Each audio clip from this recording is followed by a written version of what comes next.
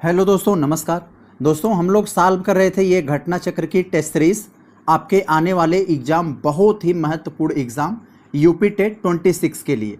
साथियों, आप लोगों को मालूम होगा अब तक आप लोगों ने 5 टेस्ट सीरीज को देख लिया है। दोस्तों, बहुत ही बढ़िया से आप लोगों ने बहुत ज़्यादा सपोर्ट दिखाया। आप लोगों के लिए समझो रामबाण से कम नहीं है ये।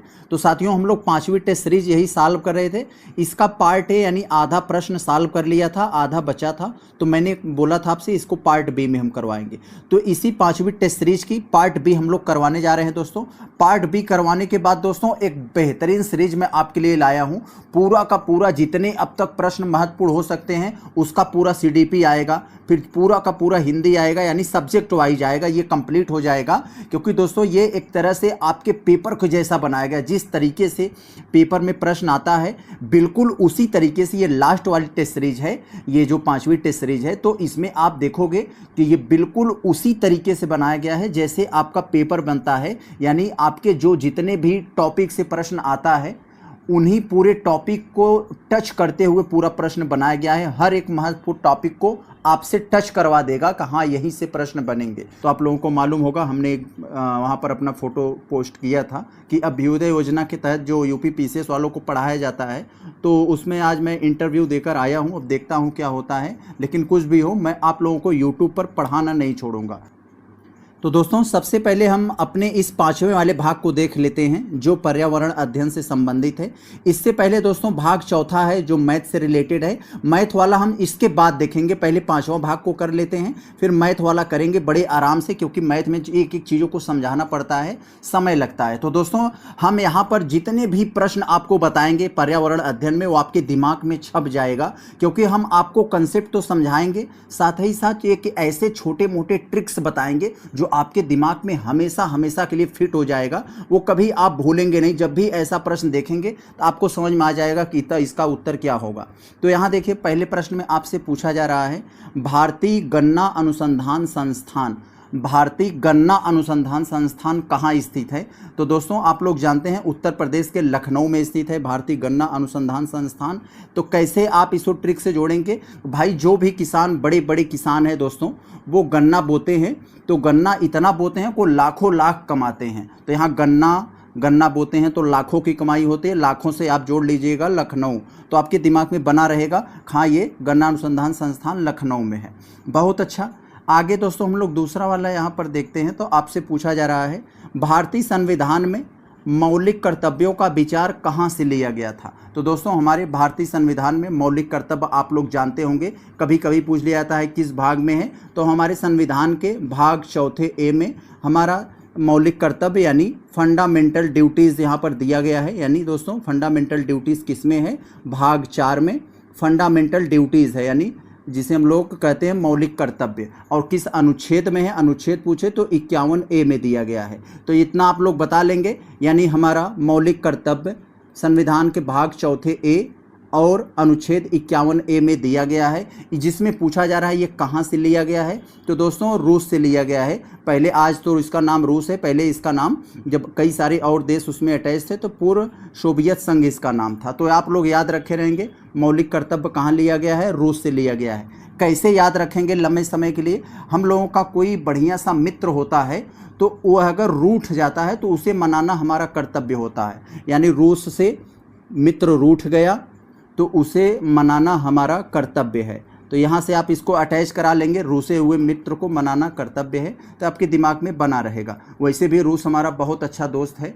ये मोदी जी के शासनकाल में थोड़ा सा खराब हुआ ट्रंप के चक्कर में, नहीं तो रूस हमारा इंडिया का बहुत बड़ा विश्वास पात्र मित्र रहा है, आप लोग जानते होंगे। तो दोस्तों, प्रश्न संख्या तीसरे वाले को हम लोग जरा देखें। बड़ा अच्छा सा प्रश्न है। आपसे पूछा जा रहा है कि मराठी पाक्षिक बहिष्कृत भारत किसने आरंभ किया था? तो दोस्तों, BR अम्बेडकर यानी बाबा साहब अम्बेडकर ने बहिष्कृत भारत आरंभ किया था। तो ये आप कैसे याद रखेंगे कि हमारे जब समाज में जब जिसको बहिष्कार कर दिया जाता है, जिसको बहिष्कार कर दिया गया था, तो उसको उसकी बीड़ा उठाने का काम बाबा साहब ने किया था। तो यहाँ पर बहिष्कार, बाबा साहब, तो आप लोग दिमाग में बनाए रखेंगे ये सब। आगे जरा हम लोग यहाँ पर देखें चौथे वाले में, तो यहाँ पर साथियों आपसे पूछा जा रहा है ग्राम सभा का अभिप्राय यानी ग्राम सभा का मतलब क्या है। तो ग्राम सभा का मतलब यही होता है दोस्तों, आपके ग्राम सभा के जो वोटर लिस्ट होती है उसमें जिनका नाम होता है वे सभी ग्राम सभा में आते हैं, यानी ग्राम स्तर के पंचायत क्षेत्र के निर्वाचक नामावली में यानी वोटर लिस्ट में पंजीकृत लोग। तो ऑप्शन नंबर आपका सी हो जाएगा। वैसे दोस्तों कहीं सभा होती है तो वही लोग वहाँ उसमें अटेंड, वही लोग पहुँचते हैं जो रजिस्टर्ड होते हैं यानी पंजीकृत होते हैं। तो ऐसे आप लोग समझ जाएंगे यहाँ पर, तो यानी सभा में पहुँचने के लिए हमें रजिस्टर्ड होना पड़ता है। तो वहाँ आप दिमाग लगा लेंगे। हम कोई ऐसा ट्रिक नहीं बता रहे हैं कि आप प्रश्न से ज़्यादा मेहनत आप ट्रिक याद करना। मैं प्रश्न में ही ट्रिक बता देता हूँ कि आप प्रश्न देखोगे तो वहीं से आपका दिमाग करेक्ट कर जाएगा कहाँ ये हमारा उत्तर कौन होगा। और दोस्तों आप सबसे एक विनम्र निवेदन है दोस्तों, मैं बार बार कहता हूँ कि प्लीज़ हमारा आप लोग 1000 सब्सक्राइबर जल्दी से कंप्लीट करवा दीजिए दोस्तों, जिससे हमारा चैनल मोनेटाइज हो जाए। दोस्तों ये पुण्य का काम आप कर देंगे तो आपका कुछ जाएगा नहीं, लेकिन हमारा बहुत ज़्यादा हमें ऊर्जा मिलेगी, बहुत ज़्यादा मोटिवेशन मिलेगा। आपके एक एक सब्सक्राइबर बढ़ता हुआ देखकर दोस्तों बहुत खुशी होती है। आपका एक लाइक, एक सब्सक्राइबर दोस्तों वो हमें कितना एनर्जी देता है काम करने के लिए, बहुत ज़्यादा। उसके बाद दोस्तों हमारा 1000 करवा देंगे तो चैनल भी हमारा मोनेटाइज हो जाएगा। उसके बदले हमें मेहनत जो करता हूँ थोड़े बहुत हमें मिलने लगेगा। तो उम्मीद है कि आप हमारी बातों को समझेंगे, आप हमारा ये काम पुण्य का काम जरूर करेंगे। तो दोस्तों चले हम लोग देखते हैं यहाँ जो 5वें वाले में आपसे पूछा जा रहा है। आपसे दोस्तों एक सिंपल सा प्रश्न पूछ रहा है, भारत तथा पाकिस्तान के बीच समांतर सीमा का निर्धारण किया गया है। तो आपसे पूछना चाह रहे हैं भारत और पाकिस्तान के बीच समांतर किस सीमा का निर्धारण किया गया है। तो सीमा का नाम है दोस्तों रेडक्लिफ रेखा। आप लोग जानते हैं रेडक्लिफ रेखा भारत और पाकिस्तान के बीच सीमा का निर्धारण करता है। कैसे आप लोग याद रखेंगे, क्योंकि भारत और पाकिस्तान के बीच हमेशा एक दूसरे को लाल आंख दिखाते रहते हैं। तो लाल लाल मतलब रेड और भारत पाकिस्तान, तो ऐसा आप समझ जाएंगे क्योंकि पाकिस्तान और भारत के बीच ऐसा मामला हमेशा रहता है। तो आप यहाँ से समझ जाएंगे, बताने की ज़रूरत नहीं है। अब बाकी यहाँ जो डूरंड रेखा है ये भारत और अफ़गानिस्तान के बीच है, भारत और अफ़गानिस्तान। तो अफ़गानिस्तान हमसे बहुत दूर है क्योंकि वो पीओके से सीमा साझा करता है, तो इसलिए या डूरंड मतलब दूर, दूर कौन है, अफ़गानिस्तान है। मैकमोहन भारत और चाइना के बीच, तो यहाँ पर इसे याद कर लेंगे, भारत चीन के बीच सीमा निर्धारण मैकमोहन। तो इतना आप समझ जाएंगे। आगे चलते हैं हम लोग दोस्तों, देखते हैं कहीं से भी पूछे। हमारा ये ध्येय होता है दोस्तों, हम जो बताएं आपको ईमानदारी से बताएं। सिर्फ उत्तर बताकर हम भाग जाएंगे दोस्तों, इससे बड़ी मूर्खतापूर्ण कुछ नहीं हो सकता। क्योंकि प्रश्न जो होता है ना एक जगह से नहीं आता, कई तरह से घुमा देगा। तो आप बच्चों को जितना ज़्यादा आप दाव पेच सीखे रहेंगे वही आपकी परीक्षा हाल में काम आएगा। चले हम लोग देखते हैं 6ठे वाले में, कह रहे हैं कौन सी जनजाति दिवाली का शोक त्यौहार मनाती है। तो दोस्तों जानते हैं उत्तर प्रदेश की सबसे बड़ी जनजाति, जनसंख्या में सबसे बड़ी जनजाति कौन है, मैं आपको बताया था। उत्तर प्रदेश की जनसंख्या में सबसे बड़ी जनजाति कौन है, थारू है। ऑप्शन नंबर डी हो जाएगा। तो थारू है, यही थारू दीपावली त्यौहार को शोक त्यौहार के रूप में मनाती है। शोक यानी मतलब एक तरीके से दुख के रूप में मनाती है, अपने पूर्वजों को याद करते हैं, इसलिए वो लोग इस दिन बहुत ज़्यादा दुखी रहते हैं। तो उनको ये लगता है कि आज हमारे पूर्वज आएंगे, तो इस तरह से उनकी सोच होती है। उस दिन वो दिवाली के त्यौहार को शोक के रूप में मनाते हैं। तो यहाँ आप कैसे याद करेंगे, ऐसे मान लीजिए थोड़ा अगर आप ट्रिक अगर सीखना चाहें, दिवाली को बहुत ज़्यादा पटाखे बजते हैं और उन पटाखों को सुनकर जो लोग थरथराने लगते हैं वही लोग शोक मनाते हैं। तो आप यहाँ पर देख लेंगे, दिवाली के दिन पटाखा बजता है तो थरथराने लगते हैं, तो इसीलिए वो शोक मनाते हैं। आप ऐसे चीज़ों को याद कर रहे रहेंगे, अपने मन से कुछ भी याद कर रहेंगे तो आपके दिमाग में बना रहेगा। बांग्लादेश में प्रवेश करने के बाद गंगा नदी को किस नाम से जाना जाता है। तो आप लोग जानते हैं हमारे यहाँ गंगा है, यही गंगा जब बांग्लादेश में प्रवेश करती हैं तो उनको पद्मा के नाम से जाना जाता है, पद्मा। ऑप्शन नंबर आपका बी हो जाएगा। पद्मा का मतलब होता है दोस्तों कमल का फूल, कमल का फूल हो जाता है। तो हम लोग अगर बंगले में प्रवेश करेंगे तो हमारा चेहरा फूल जाता है। तो यहाँ पर आप याद कर लें, कमल का फूल यानी फूल जाता है। कब फूल जाता है, हम लोग जब बांग्लादेश मतलब अपने बंगले में प्रवेश करते हैं, बंगले में प्रवेश करते समय हमारा चेहरा कमल के फूल की तरह खिल जाता है। तो ऐसे याद रख देंगे, आपका बन जाएगा पद्मा का मतलब कमल फूल। आगे यहाँ पर हम लोग अगर देखें 8वें प्रश्न में साथियों आपसे पूछा जा रहा है, बड़ा अच्छा सा प्रश्न है। भाखड़ा नागल एक संयुक्त परियोजना है, कहाँ की है दोस्तों, ये पूछा जा रहा है। तो बड़ा अच्छा सा सवाल है। भाखड़ा नागल क्या है दोस्तों, बांध है। यह पानी रोकने का काम करता है, पानी रोककर ये जो पनबिजली बनाने का काम करता है और सिंचाई वगैरह के लिए यूज होता है। तो भाखड़ा कहाँ है दोस्तों, तो भाषण कौन देता है, ऐसे याद कर लीजिए। भाखड़ा कहाँ है, हिमाचल प्रदेश में। और नागल बांध कहाँ है, ये दोनों एक ही साथ शुरू हुई थी, इसलिए इसे संयुक्त परियोजना कहा जाता है। भाखड़ा और नागल ये जो परियोजनाएं हैं ये दोनों एक ही साथ स्टार्ट हुई थी, और भाखड़ा हिमाचल प्रदेश में है, नागल जो है ये पंजाब में है। तो नागल पंजाब में है, तो दोनों एक दूसरे से 13 किलोमीटर दूरी पर हैं, आप लोग याद रखे रहेंगे। और इनसे कौन कौन से राज्य लाभान्वित होते हैं, हिमाचल प्रदेश में है तो हिमाचल प्रदेश, पंजाब है पंजाब, और राजस्थान। ऑप्शन नंबर आपका ए हो जाएगा। तो याद रखे रहेंगे, कभी भी कंफ्यूज नहीं होंगे। भाखड़ा पूछे तो कहाँ है, हिमाचल प्रदेश। कैसे याद करेंगे, क्योंकि हिमाचल प्रदेश से कंगना रनौत सांसद हैं, और हिमाचल प्रदेश की वाली कंगना रनौत हमेशा भाषण देती हैं। तो भाखड़ा भाषण कौन देता है, हिमाचल प्रदेश की कंगना रनौत। ऐसे आप याद कर लेंगे तो आपका काम बन जाएगा।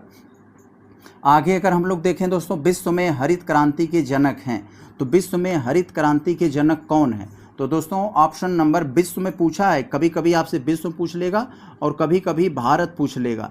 तो दोस्तों भारत का नाम आप देखते ही आप समझ जाते हैं। नाम ऐसा होता है ना कि आप देखकर उस नाम को पढ़कर समझ जाएंगे कि अपने यहाँ के हैं या विदेश के हैं। तो विश्व में अगर बात करें हरित क्रांति के जनक, तो Norman E Borlaug, option number A हो जाएगा। अगर भारत में पूछे कि हरित क्रांति जनक के हैं तो स्वामीनाथन।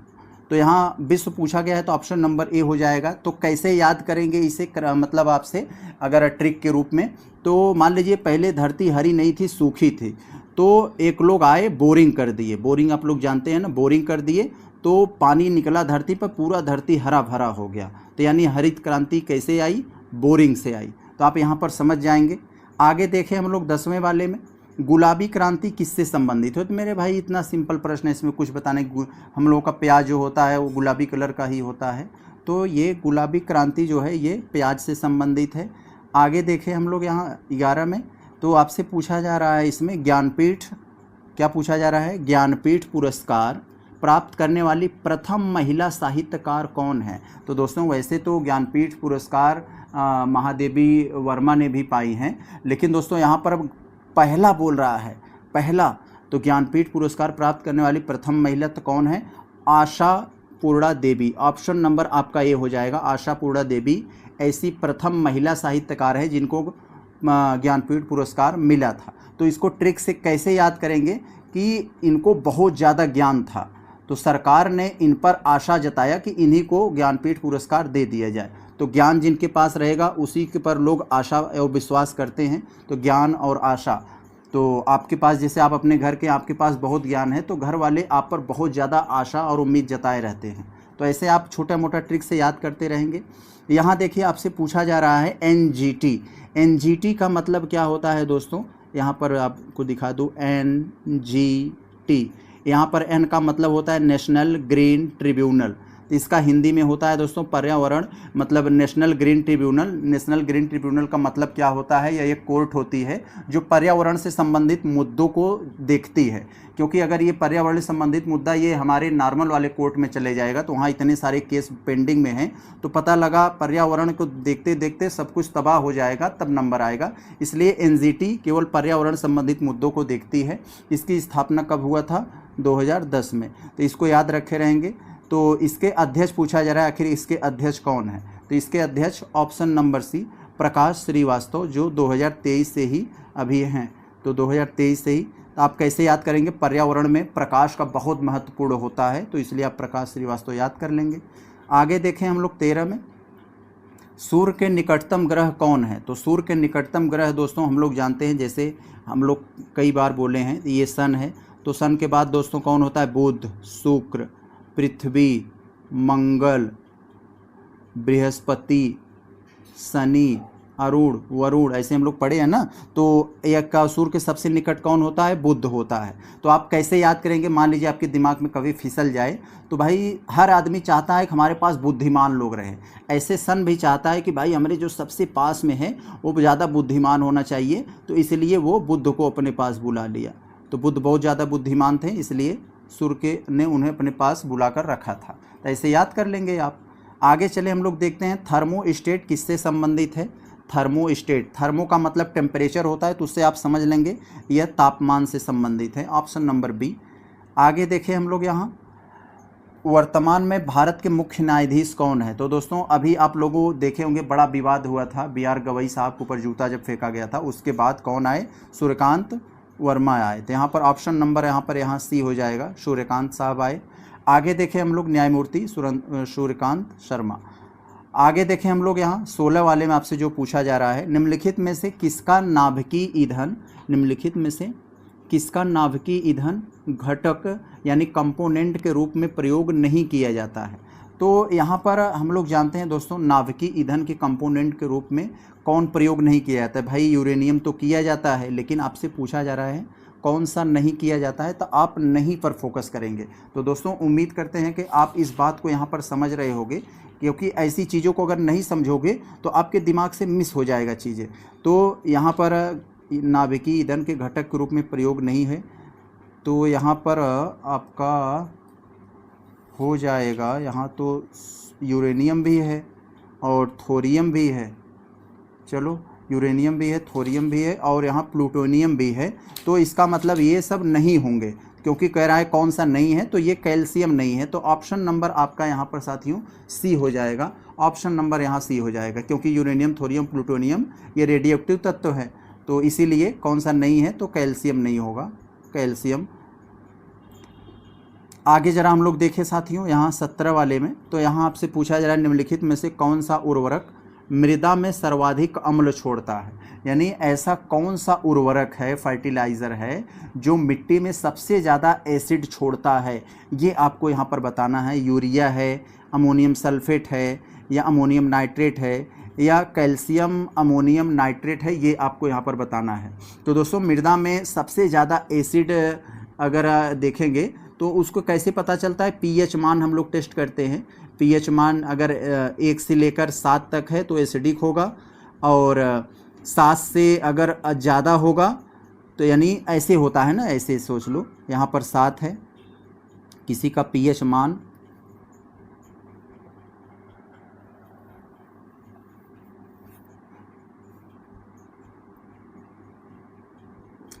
तो दोस्तों प्रश्न संख्या हम लोग 17 वाले को देखते हैं। बड़ा ही लाजवाब प्रश्न है।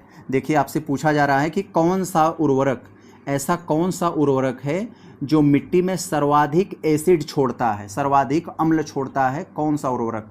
तो यहाँ पर 4 उर्वरक आपको यहाँ पर दिए गए हैं, उन्हीं उर्वरक में से आपको बताना है। तो यहाँ पर यूरिया या ammonium sulphate, ammonium nitrate, calcium ammonium nitrate कौन होगा, तो यहाँ बताना है। तो सबसे पहले मैं आपको बता दूँ कि मान लीजिए 7 है, किसी का अगर pH मान, कौन अम्ल है कौन क्षारीय है, तो इसका pH मान से तय होता है। तो दोस्तों pH मान जिसका 7 होता है न्यूट्रल, 7 से कम है तो वो एसिडिक हो जाता है, एसिडिक, और 7 से ज़्यादा है तो वो बेसिक हो जाता है। तो ये चीज़ें आप लोगों ने पढ़ा होगा।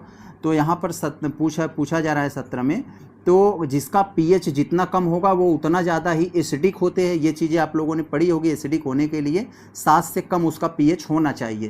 तो ये चीज़ें आप लोगों ने पढ़ा होगा ना मेरे भाई। तो अमोनियम सल्फेट जो उर्वरक में सर्वाधिक अम्ल छोड़ता है, तो अमोनियम सल्फेट कहाँ गया, इसमें है कि नहीं है, अमोनियम सल्फेट ये है, ऑप्शन नंबर बी हो जाएगा। कभी कभार इसका फार्मूला पूछ लेता है, तो अमोनियम सल्फेट यानी अमोनिया का 2 मॉलिक्यूल सल्फेट के साथ यहाँ पर रहता है, तो NH4 का होल ट्वाइस, और उसके बाद दोस्तों सल्फेट लगा दीजिए SO4।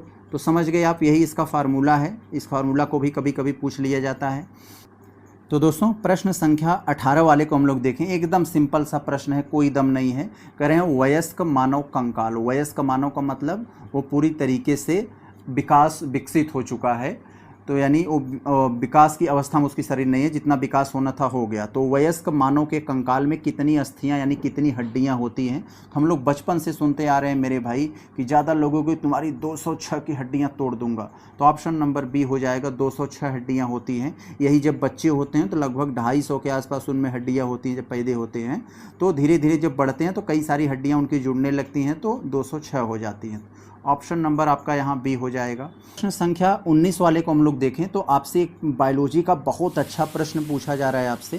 कह रहे हैं कि इसमें किसके अवशोषण में विटामिन सी मदद करता है, विटामिन सी किसके अवशोषण में मदद करता है ये पूछ रहे हैं। तो दोस्तों जैसे किसी के शरीर में लौह यानी आयरन की बहुत ज़्यादा कमी हो जा रही है, आयरन उसके शरीर में एब्जॉर्ब नहीं हो रहा है, तो विटामिन सी डॉक्टर सलाह देते हैं कि आप खट्टे फल जैसे खाइए, नींबू, अचार, संतरा, ये सब। तो विटामिन सी जो होता है तो आपके शरीर में आयरन को एब्जॉर्बेशन बढ़ाता है, यानी एब्जॉर्ब करने में मदद करता है। तो ऑप्शन नंबर ए हो जाएगा आपका। 20 वाले में आपसे पूछा जा रहा है दोस्तों, कौन स्कर्वी रोग के इलाज में उपयोगी है। तो स्कर्वी रोग के इलाज में दोस्तों एक तरह का ये जो रोग है स्कर्वी, इसके इलाज में विटामिन सी बड़ी मात्रा में लेने के लिए डॉक्टर कहते हैं। तो विटामिन सी जो खट्टे वाले पदार्थ है वही होता है। तो यहाँ पर खट्टे कौन होता है, जैसे आंवला, नींबू, इन सब में बड़ी मात्रा में विटामिन होता है। तो इसलिए स्कर्वी रोग में बहुत ज़्यादा जो है विटामिन सी की आवश्यकता होती है। तो आप लोग सोच रहे होंगे कि आखिर स्कर्वी रोग क्या होता है, तो आप सब एक बार कमेंट करके बताएंगे। मैं आपके लिए 5 सेकंड रुकता हूं, तो 5 सेकंड रुकता हूं। तो अब आप बताइए कि आखिर ये कौन सा होता है। तो मेरे भाई शरीर में लंबे समय तक विटामिन सी की अगर जिसके अंदर बहुत ज़्यादा कमी होती है तो उसमें थकान, मसूड़ों से खून आ जाता है, त्वचा पर जो चकत्ते पड़ जाते हैं, जोड़ों में दर्द होता है, यानी कई सारी बीमारियों का एक ग्रुप होता है स्कर्वी रोग। तो इसको याद रखे रहेंगे आप। जो खट्टे वगैरह फल इसीलिए बहुत ज़्यादा खाना चाहिए हमें, समय समय पर हमेशा खाते रहना चाहिए, आंवला वगैरह। तो राष्ट्रीय पादप अनुवांशिकी संस्थान ब्यूरो, राष्ट्रीय पादप अनुवांशिकी संस्थान ब्यूरो का मुख्यालय कहाँ पर है ये आपसे पूछा जा रहा है। तो दोस्तों इसका मुख्यालय जो राष्ट्रीय पादप अनुवांशिक संस्थान ब्यूरो, तो यहाँ पर ये श्रीनगर नहीं, बेंगलुरु नहीं, हैदराबाद नहीं, नई दिल्ली में है। ऑप्शन नंबर ए हो जाएगा। तो आप याद रखे रहेंगे इसे। आगे देखें हम लोग 22 वाले में आपसे जो पूछा जा रहा है, निम्नलिखित में से कौन एक विश्व का विशालतम पारिस्थितिक तंत्र है। विश्व का सबसे बड़ा पारिस्थितिक तंत्र यानी इकोसिस्टम है, तो क्या हो सकता है मेरे भाई। घास का मैदान विश्व सबसे बड़ा है, नहीं। पर्वत है, नहीं। वन है, नहीं। समुद्र है। समुद्र जो है विश्व का सबसे विशाल पारिस्थितिक तंत्र है। इसमें कोई ट्रिक्स आप जरूरत नहीं है, आप समझ जाएंगे। समुद्र मेरे भाई बहुत सारे समुद्र हैं, तो बहुत ज़्यादा अगर स्थिर, अगर आपसे पूछ ले सबसे ज़्यादा स्टेबल, सबसे ज़्यादा स्थिर पारिस्थितिक तंत्र कौन है, तो पर भी आप महासागर या समुद्र बता देना। तो आपको यही प्रश्न दो तरीके से पूछा जाता है आपको। कह रहे हैं निम्नलिखित में से कौन कृत्रिम पारिस्थितिक तंत्र है। कृत्रिम पारिस्थितिक तंत्र मतलब दोस्तों, कृत्रिम का मतलब जो मानव ने बनाया है, प्राकृतिक मतलब जो प्रकृति ने बनाया है। तो कृत्रिम पारिस्थितिक तंत्र कौन है, तो यहाँ पर वन है, नहीं मेरे भाई, वन तो प्राकृतिक है। झील है, झील भी प्राकृतिक है। घास का मैदान है, नहीं। तो यहाँ धान का खेत है, यह एक कृत्रिम पारिस्थितिक तंत्र होता है। ऑप्शन नंबर ए हो जाएगा आपका। आगे यहाँ देखिए 24 वाले में तो आपसे पूछा जा रहा है कि पारिस्थितिक तंत्र यानी इकोसिस्टम के जैविक घटकों में कौन उत्पादक घटक है। तो मेरे भाई इकोसिस्टम में उत्पादन का काम कौन करता है, हरे पौधे करते हैं ना। इन्हीं हरे पौधों को शाकाहारी जीव खाते हैं, फिर उनको मांसाहारी खाते हैं, फिर उनको बड़े मांसाहारी खाते हैं। तो ये चीज़ आप लोग समझ रहे होंगे। तो उत्पादक कौन होता है, यानी अपना ऊर्जा खुद बनाते हैं, तो हरे पौधे होते हैं। आगे देखें हम लोग 25 वाले में, ओजोन परत के संरक्षण का अंतर्राष्ट्रीय दिवस कब मनाया जाता है। तो दोस्तों ओजोन, जिसे हम लोग O3 से डिनोट करते हैं, ऑक्सीजन के 3 मॉलिक्यूल होते हैं, और यह हम लोग जानते हैं हमारा सबसे निचली जो परत होती है वायुमंडल की, जो है क्षोभ मंडल होती है। क्षोभ मंडल के बाद हमारा जो होती है दोस्तों समताप मंडल। इसी समताप मंडल में ओजोन की परत पाई जाती है, जो हमें सूर्य से आने वाली पैराबैंगनी यानी अल्ट्रावायलेट रेडिएशन को रोककर हमें स्किन कैंसर से बचाती है। तो ओजोन परत जो होती है, जो कहाँ होती है, समताप मंडल में होती है। तो उस ओजोन परत को बचाने के लिए अंतर्राष्ट्रीय दिवस 16 सितंबर को मनाया जाता है। तो ऑप्शन नंबर आपका यहाँ पर ये सी हो जाएगा। तो याद रखे रहेंगे इसे मेरे भाई, बहुत ज़्यादा इंपॉर्टेंट है। कई बार तो ये यूपी PCS में भी पूछा है, कई बार। आगे देखें हम लोग, यहाँ आपसे पूछा जा रहा है दोस्तों CSIR। तो यहाँ पर पूछा जा रहा है दोस्तों CSIR केंद्रीय औषधि एवं सुगंध पौधा संस्थान कहाँ स्थित है। तो केंद्रीय औषधि एवं सुगंध और पौधा संस्थान ये कहाँ पर स्थित है, इसके बारे में आपसे पूछा जा रहा है। तो दोस्तों ये लखनऊ में है। कहाँ है? लखनऊ नहीं है क्या? चित्रकूट नहीं, कानपुर नहीं, यहाँ है। ऑप्शन नंबर डी हो जाएगा, केंद्रीय औषधि एवं सुगंध पौधा संस्थान लखनऊ में। ऑप्शन नंबर सी हो जाएगा हमारा यहाँ डी, लखनऊ, उत्तर प्रदेश। आगे चले हम लोग देखें, यहाँ पर आगे देखें, एपेनाइन पर्वत श्रृंखला कहाँ स्थित है? एपेनाइन की बात की जा रही दोस्तों। एपेनाइन पर्वत श्रृंखला कहाँ स्थित है? तो इटली में है। ऑप्शन नंबर आपका यहाँ ए हो जाएगा। ए से यहाँ पर ऐसे हम लिखते हैं ना, इटली, और ऐसे मान लीजिए इटली और एपेनाइन, तो यहाँ पर आपके दिमाग में बना रहना चाहिए लंबे समय तक।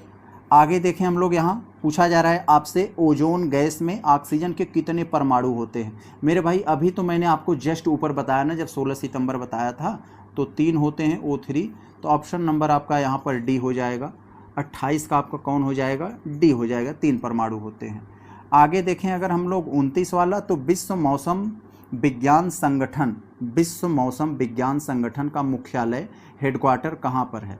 तो विश्व मौसम विज्ञान संगठन का हेडक्वार्टर कहाँ है? तो जेनेवा में है। ऑप्शन नंबर आपका यहाँ पर 29 का ए हो जाएगा। जेनेवा कहाँ है दोस्तों? यह स्विट्जरलैंड में है। यहाँ पर मैं स्विट लिख दे रहा हूँ, तो स्विट्जरलैंड में ये मौसम मुख्यालय है। तो दोस्तों इसको कैसे याद रखेंगे? विश्व मौसम विज्ञान संगठन, यानी मौसम से संबंधित वैज्ञानिक जो मौसम से संबंधित वैज्ञानिक गतिविधियों का पता लगाने जो किया गया है, जेनेवा में है, यानी सबका जान बचाने के लिए है। तो यहाँ पर आपको पता चल जाएगा। 30 वाले में अगर हम लोग यहाँ पर अगर देखें थोड़ा सा, तो कह रहे हैं आपसे महात्मा गांधी के राजनीतिक गुरु कौन थे? तो मेरे भाई कौन थे? गोपाल कृष्ण गोखले थे, जी के गोखले। ऑप्शन नंबर आपका यहाँ डी हो जाएगा, गोपाल कृष्ण गोखले।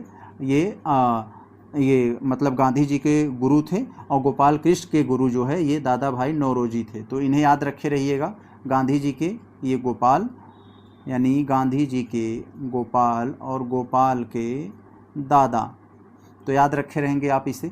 तो साथियों यहाँ पर हमारा ये कंप्लीट हो गया, जो हमारा ईवीएस से संबंधित टॉपिक था ये हमने कंप्लीट कर लिया है। अब हम लोग चलते हैं अपने भाग चौथे, जो मैथ से रिलेटेड है। चलते हैं, देखते हैं।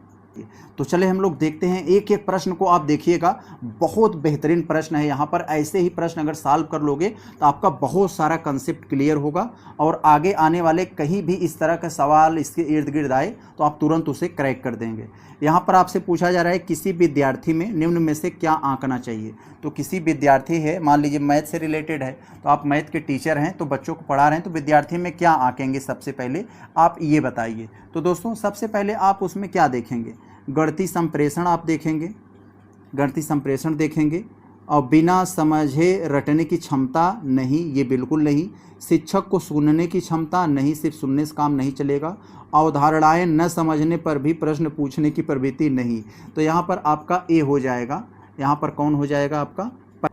तो अब हम लोग देखते हैं साथियों दूसरे वाले प्रश्न को, जिसमें आपसे बड़ा ही अच्छा एक थ्योरेटिकल कंसेप्ट बेस्ड मैथ का सवाल पूछा जा रहा है। ऐसे सवाल आप करेंगे तो आप ही दोस्तों टॉप पर रहेंगे, क्योंकि बहुत सारे बच्चे ऐसे जो थ्योरेटिकल बेस्ड सवाल होते हैं नहीं कर पाते हैं। तो आपसे पूछा जा रहा है कि सांख्यिकी में प्रसरण का विश्लेषण, सांख्यिकी में प्रसरण का विश्लेषण ये नाम की जो विधि है, इसका मुख्य श्रेय किसको था? यानी प्रसरण नामक विधि, प्रसरण का विश्लेषण नामक विधि किसने दिया था? तो फिशर ने दिया था। ऑप्शन नंबर आपका ए हो जाएगा। अब आपको समझना है कि आखिर ये प्रसरण का विश्लेषण नाम की जो विधि है ये क्या है। तो आपको मैं साथियों बता दूं, यह एक शक्तिशाली सांख्यिकी विधि है।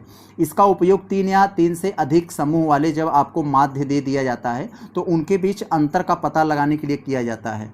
यानी 2 या उससे अधिक, यानी 2 या मोर उससे अधिक आपको अगर मीन माध्य यानी माध्य पता करना हो तो यहाँ पर दोस्तों प्रसरण का विश्लेषण काम आता है ये विधि।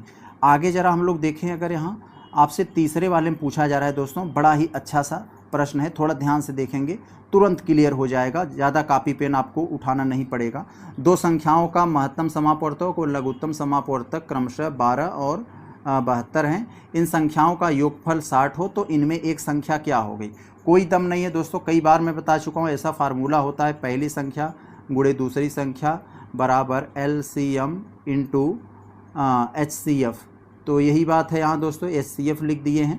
तो यहाँ पर पहली संख्या यहाँ पर इसको पहले छोड़िए, पहले यहाँ देखिए आपसे क्या लिखा है, एलसीएम और एचसीएफ पूछा जाए इन दोनों संख्याओं का योगफल 60 हो, तो यानी योगफल 60 दे दिया है। तो हम मान लें एक संख्या हमारा x है, तो दोस्तों दूसरी क्या होगी, तो दूसरी क्या होगी, एक हमने मान लिया x, तो दूसरी 60 माइनस x होगा, 60 माइनस x, तो यही होगा ना। तो यहाँ पर ये हो गया, ये हो गया। इसी को दोस्तों अगर हम लोग यहाँ पर सॉल्व कर ले, देखिए आपसे क्या कह रहे हैं, 60x minus x square, 60x minus x square और इक्वल टू आपसे यहाँ पर कितना दे दिए, 12 दूना 24 के 4 और हासिल 2 और 12 पंचे 60, 12 छः 72, 12 सत्ते 84 और 2 86।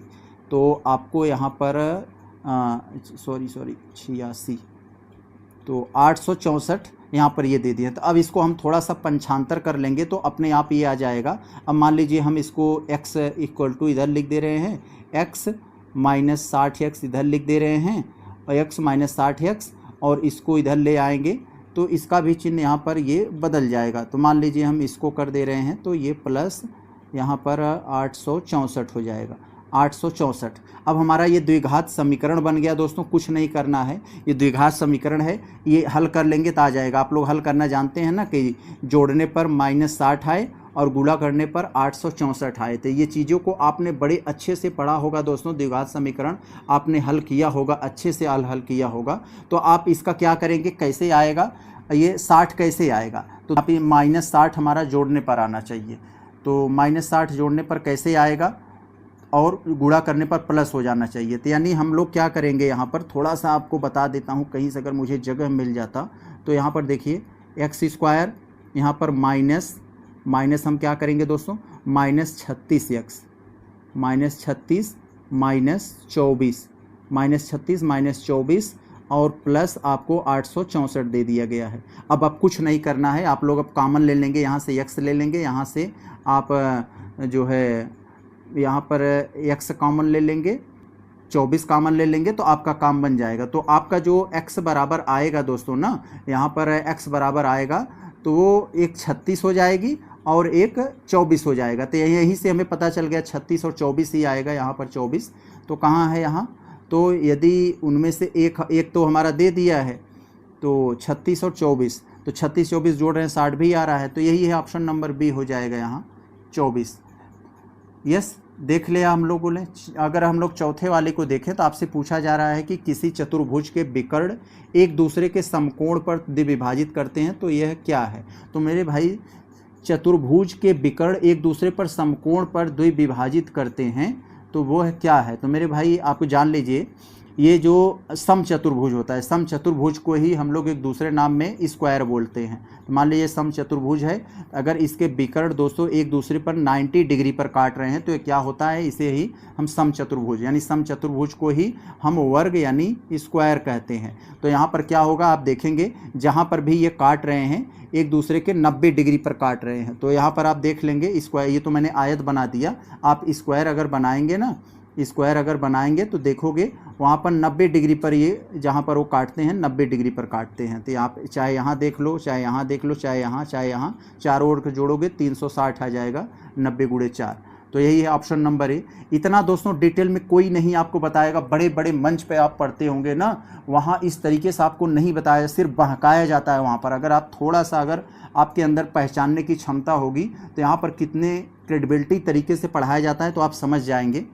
पंचभुज में सभी अंतःकोणों का योग बताइए। पंचभुज यानी 5 भुजाओं वाला कोई एक आकृति है, तो 5 भुजाओं वाली आकृति कैसे बन सकती है मेरे भाई, 5 भुजाओं वाली आकृति हम बना लेते हैं, यही है पंचभुज यानी 5 भुजाओं से घिरी हुई आकृति पंचभुज।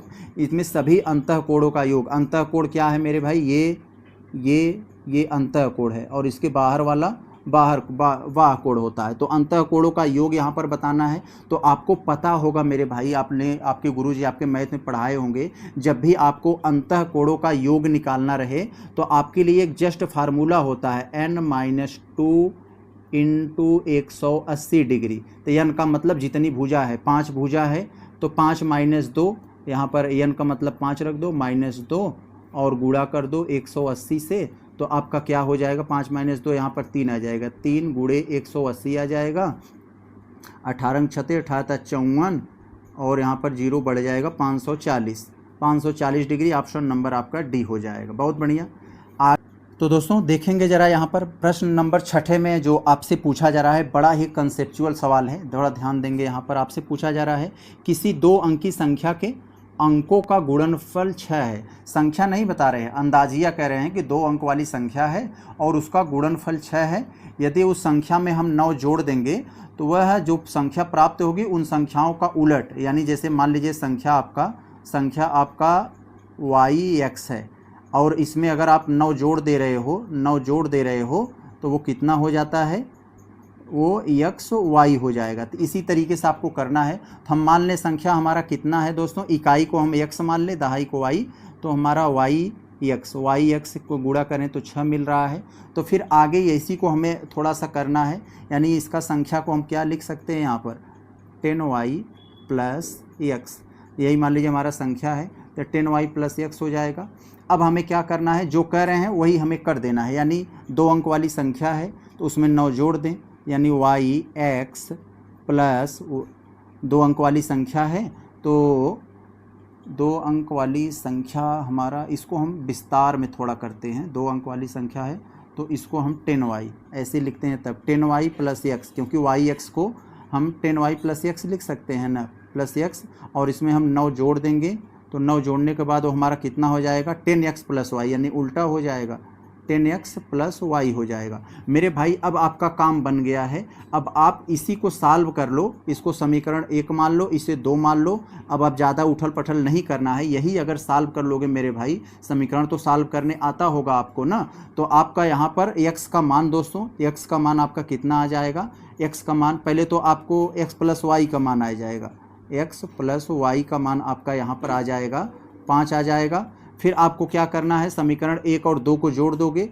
यहाँ पर ये वाला और इसको जोड़ दोगे तो आपको दोस्तों यहाँ पर 2x बराबर, यहाँ पर 2x बराबर 6 आ जाएगा, यानी कि x बराबर आपको मिल जाएगा, x बराबर आपको 3 मिल जाएगा। तो x बराबर 3, x का मान किसी भी समीकरण में रख दो तो आपको y मिल जाएगा। तो y का मान आपका कितना आ जाएगा दोस्तों, 2 आ जाएगा।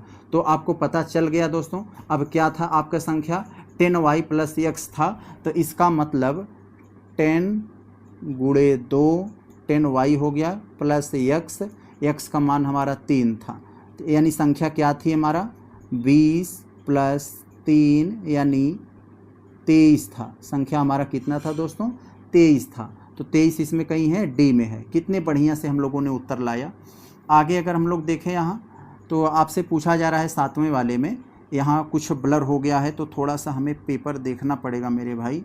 3 के घाते कितना है, 3 के घाते दोस्तों 1989 है, 1989 है। तो इसमें हम अगर 7 से भाग दें तो हमें शेषफल कितना मिलेगा, तो यही इसमें पूछना चाह रहे हैं दोस्तों। तो इसका शेषफल कैसे प्राप्त करोगे दोस्तों, तो 389 है, तो 389 को हमें 3 के फॉर्म में तोड़ देना। 389 को अगर हम लोग 3 से भाग दें तो इसी को तो अगले फॉर्म में तोड़ दें, 3 के घाते 3 कर लें और 3 से अगर हम लोग 3 में अगर हम लोग भाग दें तो ये अलग हो जाएगा। तो इसमें देखेंगे तो 663 आ जाएगा, 663 और भागे 7। तो इसी को हम इस तरीके से कर दें। फिर एक स्टेप अगर आगे बढ़ाएंगे तो हमें देखने को मिलेगा साथियों, यहाँ पर फिर देखने को मिलेगा 3 घाते 3 बराबर हमारा, हम लोग तो जानते हैं ये 3 घाते 3 बराबर 27 हो जाएगा यहाँ, ये तो आप लोग जानते हैं इतना ना। तो फिर आपको यहाँ इसका मतलब 27 घात 663, 27 के घात 663 बटे 7। तो यहाँ पर आपको यही करना है, 27 में 1 जोड़ देना, 28 बना लेंगे, 28 बटे 7। तो इसी को आप ऐसे कह सकते हो ना, 28 माइनस 1 663 बटे 7। अब आपको 28 बटे 7 माइनस 1 हो जाएगा, फिर 1 बटे 7 हो जाएगा यहाँ पर, माइनस 1 बटे 7 63, तो उस पर आप कर सकते हो, यानी 7 माइनस 1 बराबर आपका 6 आ जाएगा। तो क्लियर है, 6 कहाँ है, ऑप्शन बी में है। आगे ज़रा हम लोग देखें 8वें वाले में आपसे पूछा जा रहा है यदि x और y शून्येतर वास्तविक संख्याएं हैं तो x square plus XY plus y square, ये y स्क्वायर माइनस हमेशा क्या होगा। यदि ऐसा आपको कंडीशन दिया होगा तो दोस्तों ये क्या होगा, तो ये एक तरीके से सदैव हमारा पॉजिटिव आएगा। यहाँ पर आप देखेंगे कोई वैल्यू अगर रख के x और ये 0 यानी शून्य से हटकर वास्तविक संख्याएं हैं तो हमेशा पॉजिटिव आएगा। ऑप्शन नंबर सी हो जाएगा। तो दोस्तों हम लोग देखते हैं ये प्रश्न संख्या 90 वाले को। बड़ा ही बढ़िया ज्योमेट्री से सवाल है, इससे सरल कोई नहीं हो सकता। अगर होगा तो कोई आपको समझा भी नहीं पाएगा। थोड़ा ध्यान से देखना इस चित्र को, यही चित्र आपको सब कुछ कह देगा। तो संगत कोण आप पढ़े होंगे ना मेरे भाई। यहाँ पर देखिए क्या करें, चित्र दिया है ए बी समानांतर सी डी। समानांतर मतलब उनके बीच की दूरी हर जगह समान है। तो ए बी और ये जो ए बी और सी डी पैरेलल है, यानी समानांतर हैं। तो वाई माइनस एक्स डिग्री का आपको मान बताना है। तो देखिए बड़े ध्यान से देखिए, यहाँ पर आपको दिया है एक्स, मतलब 110 डिग्री दे दिया है। अगर ये पूरा होता है यहाँ तो 180, यहाँ से यहाँ तक 180 होगा, लेकिन यहाँ आधा 110 दे दिया तो 180 में से 110 गया आपका, तो बचा कितना? तो यानी यहाँ पर जो आएगा वो कितना आ जाएगा? 70 आ जाएगा। पता चला कहाँ से आया ना, 180 पूरा है, पूरे में 110 दिया है तो 180 में से 110 घटा दिए 70। अब आप संगत कोण पढ़े होंगे, जैसे ये है उसी तरह से तो y है ना, बिल्कुल उसी ढांचे में है तो उतना ही आ जाएगा, यानी y कितना आ गया? 70 डिग्री। अब देखिए 120 है यहाँ, तो इसका इधर वाला पता चल जाए तो हमें x का पता चल जाए, क्योंकि संगत कोण वही है। संगत मतलब बिल्कुल उसी तरह है। तो 180 यानी पूरा यहाँ पर 180 बनेगा। 180 में 120 दे दिया है तो बचा कितना? ये हमें 60 बचेगा। तो 60 तो यानी यहाँ ये 60 डिग्री हो जाएगा। संगत कोण के नाते 60 यहाँ पर भी हो जाएगा। तो यानी हमें y माइनस एक्स दिया है तो y आपका 70 हो गया, माइनस 60 आपका x हो जाएगा। तो आपका कितना? 10 डिग्री आपका आया। तो समझ में आ गया, ऑप्शन नंबर ए। प्रश्न को देखते हैं। ज्योमेट्री का एक बहुत ही बढ़िया प्रश्न, जो एक छोटा सा कंसेप्ट लगता है बड़े आसानी से सॉल्व हो जाता है, लेकिन बच्चे बहुत ऐसे सवाल नहीं कर पाते हैं। तो आपको एक चित्र दिया गया है, चित्र में एक रेखा है, रेखा का नाम पी ए क्यूब है। आप देख सकते हैं रेखा का नाम यहाँ पी ए क्यूब है, और कह रहे हैं वही रेखा बिंदु ए पर वृत्त को स्पर्श कर रहा है। ठीक है, यहाँ वृत्त है, ए पॉइंट पर स्पर्श कर रहा है, और आप ए बी सी डी उसमें एक चक्रीय चतुर्भुज है, यानी आप देख सकते हैं 4 भुजाओं से बनी हुई आकृति ए बी सी डी उसमें है। और अगले प्रश्न पर जो कट गया है, अगला भी आप देखेंगे, अगले पेज पर कट गया है, उसमें कह रहे हैं कि एंगल सी ए बी, तो सी ए क्यूब यानी एंगल सी ए क्यूब का मान आपको 70 डिग्री यहाँ पर दिया है। अभी हम आपको दिखाते हैं, यानी सी ए क्यूब का मान, यानी इसका मान आपका 70 डिग्री यहाँ पर दिया है। तो आपसे यही बी का मान पूछा जा रहा है कि बी का मान क्या होगा। तो दोस्तों ऐसे सवालों को करने के लिए बस आप थोड़ा सा दिमाग यूज कीजिए, सोचो। यहाँ से यहाँ को कलर बदल कर दिखाता हूँ तब आपको समझ में आएगा। ज़रा सोचो, यहाँ से यहाँ के लिए, यहाँ से यहाँ के लिए आपको 70 डिग्री दे दिया। अब ज़रा सोचो, अगर आपको यहाँ से यहाँ प्राप्त करना होता पूरा तो 180 डिग्री हो जाता, यानी 180 डिग्री में आपको 70 डिग्री दे दिया है पहले से, तो बाकी का जो यहाँ से यहाँ तक बचा है वो कितना होगा? तो इसका मतलब 180 में से 70 घटा दो। 180 में से हम क्या काम करें अपना, 180 में से अपना 70 घटा देंगे तो हमें क्या मिल जाएगा? 110। 110 डिग्री हमें मिल गया। अब 110 डिग्री का मान मतलब कितना हुआ? इतना आ गया। ए यहाँ से यहाँ तक जो था उसका मान 110 डिग्री आ गया। अब आप जानते हैं एकांतर कोणों के बारे में पढ़े हैं, जो कोण ये 110 डिग्री वाला है वही उसके सामने वाले यहाँ बी का होगा। तो यहाँ बी का मान कितना आ जाएगा? 110। यही आपसे पूछा जा रहा है। यहाँ आप देख लीजिए, यहाँ आपसे देख रहे हैं ना, सी ए क्यूब बराबर 70 डिग्री दिया था जो हमने बताया था, और 180 में से घटाकर हमने प्राप्त कर लिया, तो उसके एकांतर के नाते बी का मान 110 आ गया। बहुत अच्छा। तो दोस्तों हम लोग देखते हैं प्रश्न संख्या 11 वाले को। बड़ा ही बढ़िया सा प्रश्न है, कोई दम नहीं है मेरे भाई, बस आप गुणा भाग जानते होंगे तो इसे बड़े ही आसानी से कर लेंगे। देखिए आपसे यहाँ क्या पूछा जा रहा है, कह रहे हैं किसी आयताकार भूखंड की लंबाई और चौड़ाई क्रमशः 50% और 20% बढ़ा दी जाए तो इसका क्षेत्रफल कितना गुना बढ़ जाएगा। तो आपसे कह रहे हैं कोई क्षेत्रफल था, पता नहीं पहले कितना था, उसकी चौड़ाई में 50%, लंबाई में 50%, चौड़ाई में 20% बढ़ा दिया तो क्षेत्रफल कितना बढ़ेगा। तो आप एक एज्यूम कर लो कि आपके पास पहले से कोई आयताकार खेत था, तो उसकी चौड़ाई मान लो 20 मीटर था और चौड़ाई मान लो 10 था। तो इसका अगर आप क्षेत्रफल निकालोगे मेरे भाई, जानते हो लंबाई गुणे चौड़ाई से क्षेत्रफल निकलता है, तो 20 गुणे 10 यानी 200 यूनिट आ जाएगा इसका। 200 यूनिट। अब आप क्या कर दो, जो ये कह रहे हैं वही कर दो। ये तो मान लो हमारा पुराना हो गया, अब नया वाला आपको पास है, तो नया वाले में आप क्या करना है, तो इसमें लंबाई में 50%, चौड़ाई में 20% बढ़ाना है। तो लंबाई का 20 है तो इसका 50% बढ़ाओगे तो 20 का 50% 10 हो जाएगा, 10 हो 20 ये 30 हो जाएगा, यानी 20 का 50% बढ़ाओगे तो 30 हो जाएगा। और 10 है यहाँ, 10 का 20% बढ़ाना है तो 12 हो जाएगा। तो यहाँ पर आप क्षेत्रफल निकालोगे नया वाला, तो 30 गुणे 12 यानी 360 आ जाएगा, 12 3 36, 360 आ जाएगा। अब आपको कुछ नहीं करना है मेरे भाई, जैसे आप प्रतिशत निकालते हो ना उसी तरह से। अब जरा सोचो, पहले 200 था, बढ़ के 360 हो गया, तो बढ़ा कितना, 160 बढ़ा है। 160 बढ़ा है, कितने में से बढ़ा है, 200 में से बढ़ा है। इसी में 100 से गुणा कर दोगे तो प्रतिशत निकल आएगा, लेकिन हमें गुना निकालना है, तो गुना में यही हम सॉल्व कर दे तो हमारा गुना आ जाएगा। ये गया, 4 से काटोगे, 4 चौका 16 और यहाँ 4 पंचे 20, तो यहाँ आपका यही उत्तर हो जाए 4/5। 4/5 यहाँ को सी में दिया गया है। कितने अच्छे से आ गया। यहाँ देखिए 240 अंकों का एक परीक्षा में किसी परीक्षार्थी ने 52 अंक अर्जित किए, तो पाई आलेख में इसका संगत कोण कितना होगा। तो मेरे भाई कोई दम नहीं है, अगर आप पाई चार्ट बनाना, पाई चार्ट का मतलब 360 डिग्री होता है, जैसे आप ऐसे देखते हो ना, तो इसका मान जो है चारों ओर घूम जाओगे 360 डिग्री होगा, तो यही इसमें कह रहे हैं। तो 240 अंकों का एक परीक्षा, जिस तरह से दोस्तों हमारा टोटल 360 है, इसको 360 में बदलना, यानी पूरा अंक जो है परीक्षा का पूर्णांक 240 था। तो यहाँ पर हम लोग क्या कर देंगे दोस्तों, यहाँ पर 240 बराबर हम लोग क्या कर देंगे, 360 कर देंगे, क्योंकि पूर्णांक ये भी है, पूर्णांक अपने आप में ये भी है। तो अगर हम लोग इसको काट सॉल्व करेंगे तो एक नंबर के बराबर हमारा कितना डिग्री आएगा, या इधर नंबर है टोटल, इधर टोटल नंबर है, इधर टोटल डिग्री है, तो 360 डिग्री तो गया। अब हम लोग इसे 6 से काट दें तो 6 चौक 24, 6 छक्का 36। अब हम लोग इसे दोस्तों अगर मान लीजिए 12 से काट देते हैं, एक ही बार में कट जाएगा साथियों।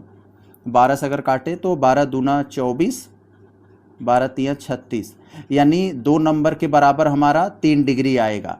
2 नंबर के बराबर 3 डिग्री, तो अगर 1 नंबर के बराबर कितना डिग्री आएगा, तो इधर भेज दें 3/2, यानी 1 नंबर के बराबर 3/2 डिग्री आएगा, यानी 1.5 डिग्री आएगा। अब हमें पता है 52 अंक लड़के ने प्राप्त किया है, तो उसको डिग्री में बताना है, तो कितना आ जाएगा, तो इसी में हम गुणा कर दें, 52 गुणे 3/2, तो 2 से क्या काटोगे 26 आ जाएगा, तो 26 आ जाएगा। तो 26 में बचा हमारा 3, 26 में 3 का गुणा कर दोगे तो कितना आ जाएगा, 36 18 आ जाएगा, और 3 दूनी 6 1 7 आ जाएगा, 78 डिग्री आ जाएगा।